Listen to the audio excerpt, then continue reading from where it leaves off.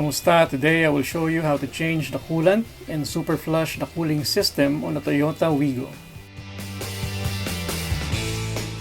This is the radiator cap.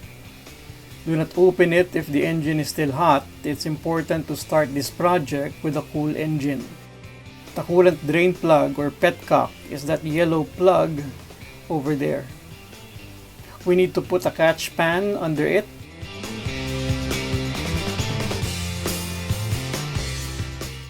Get a pair of pliers to loosen the drain plug by turning it counterclockwise before we use our hand to loosen it until we see some coolant dripping under it.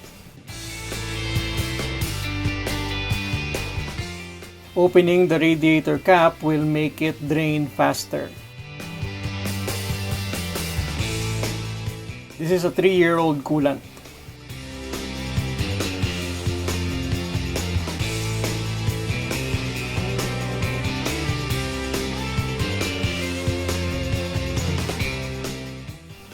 Let's put back the cap after we fully drain the fluid.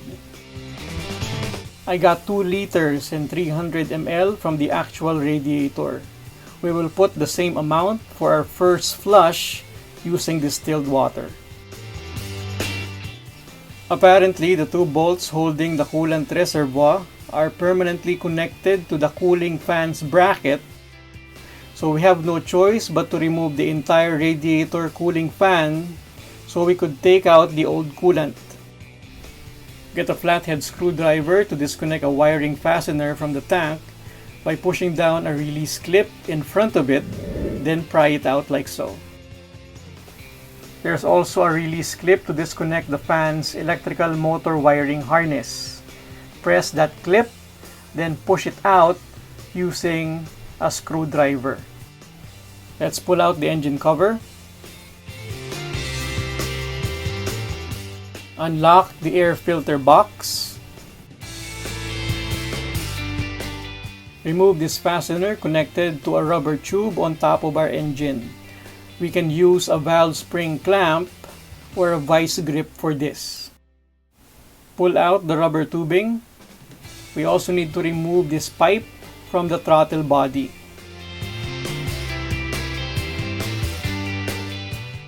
Take out the air filter plastic and rubber tubing altogether.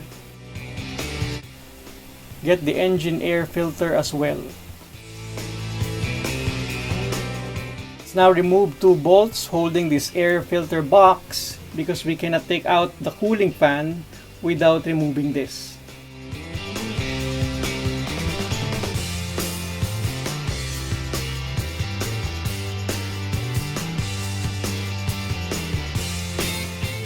Pull it up like so.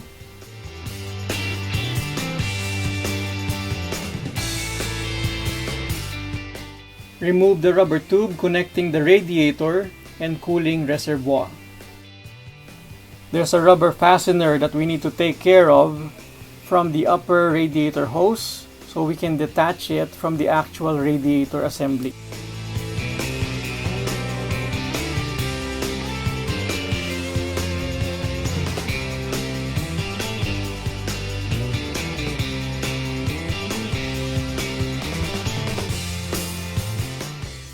We're using a 10mm socket and wrench, both 3/8 drive, to take out a bolt near the petcock.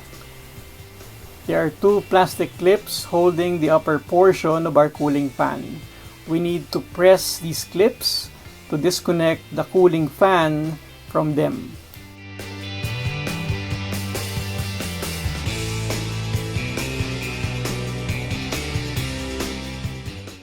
This is where that small bolt was located, while we got the clips from these 2 holes.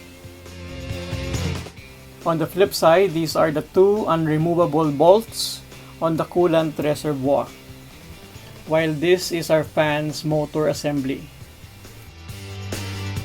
The Wigo's reservoir contains a little over 1 liter of fluid from the full marked line.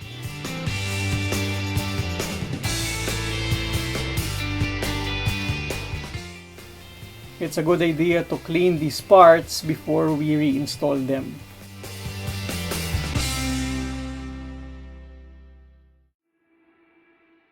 The re-installation steps are basically the same process on how we remove these parts earlier, but only in reverse order.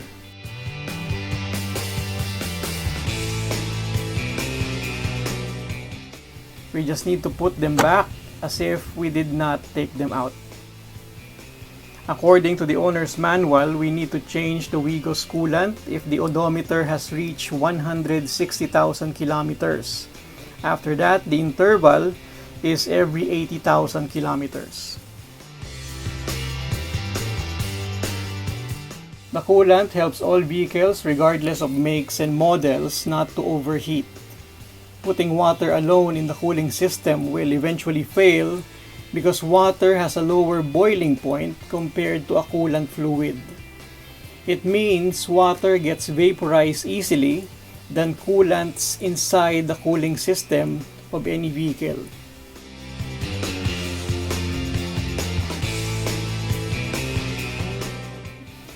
My unit's coolant is not up for replacement. I'm only doing this for video tutorial purposes to prepare, excite, and empower you guys.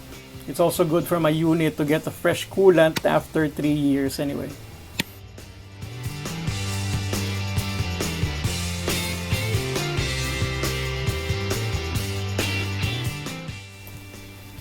When you do this project, check the weather and anticipate the rain so you can secure the parts and tools and continue the procedure as soon as the rain stops.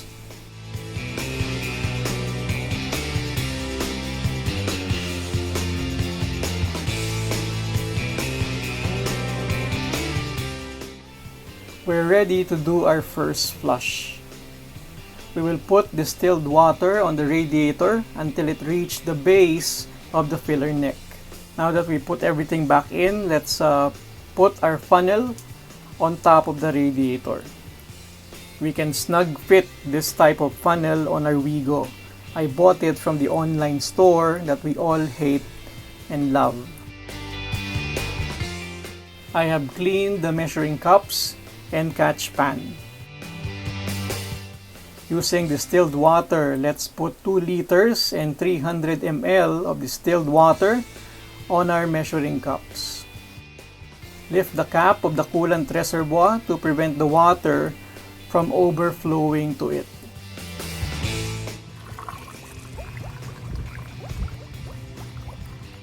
We need to squeeze the upper and lower radiator hoses after we put in our first liter back to the radiator so we can put the rest of the water. Put back the radiator cap. Check for leaks. Start the engine. In most vehicles, there's a small device called a thermostat located between the engine and radiator. The role of the thermostat is to prevent the flow of coolant from the engine to the radiator until the engine has reached its normal operating temperature. To speed up the process, we can either rev up the RPM to 2000 and let the engine be idle for a while, or we can take our Wigo for a drive for about 10 to 15 minutes. The most practical way to tell if our vehicle has already warmed up is to see and hear our cooling fan come on at least 2 times.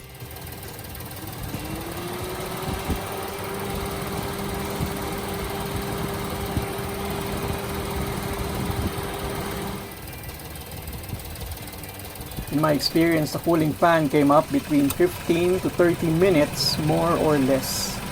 Let's turn off the engine and wait for 15 to 20 minutes before we check whether we can already open the radiator cap without getting burned.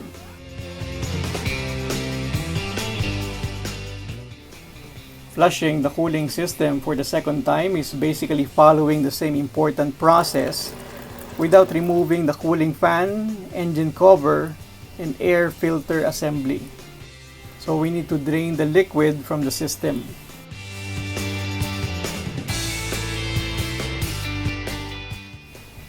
Tighten the drain plug. clean our measuring cups and catch pan.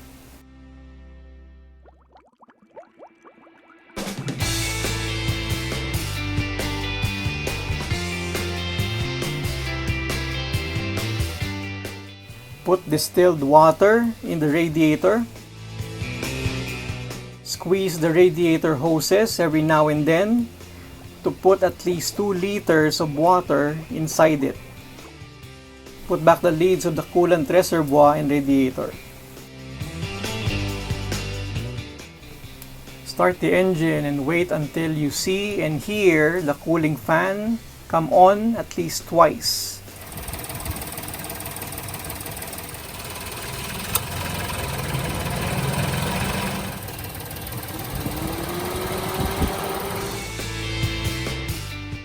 Repeat the process until you see clean distilled water come out of the petcock.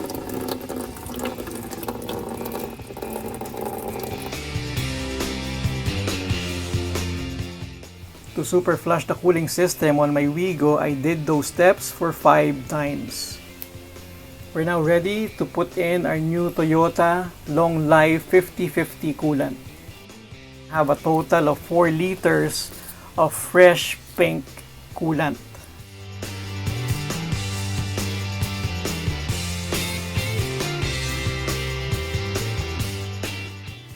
The plan is to put at least 2 liters on the radiator, then we'll put another 1 liter on the reservoir before we warm up the engine and add some more after it cooled down.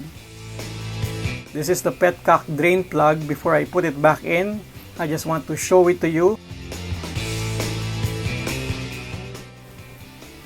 We're all set to put our funnel here and pour our new coolant on this 2017 Wigo.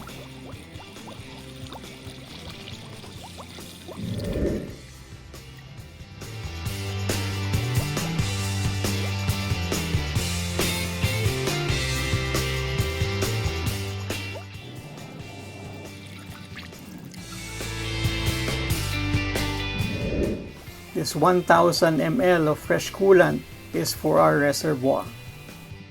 Let's now transfer the funnel to our white coolant container.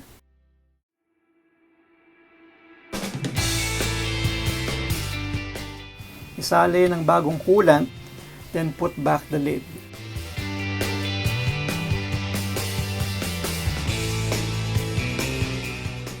You can use a rag or paper towel to wipe any coolant or water around the radiator. Check for leaks. Start the engine and wait until you see and hear the cooling fan come on at least twice. I hope marami kayong natutunan, and I hope you would take on the challenge to change the coolant and super flush the cooling system on your own vehicle when that day comes. If this channel has been helping you, please consider subscribing. It would mean so much to me. May God bless you, and I'll see you soon.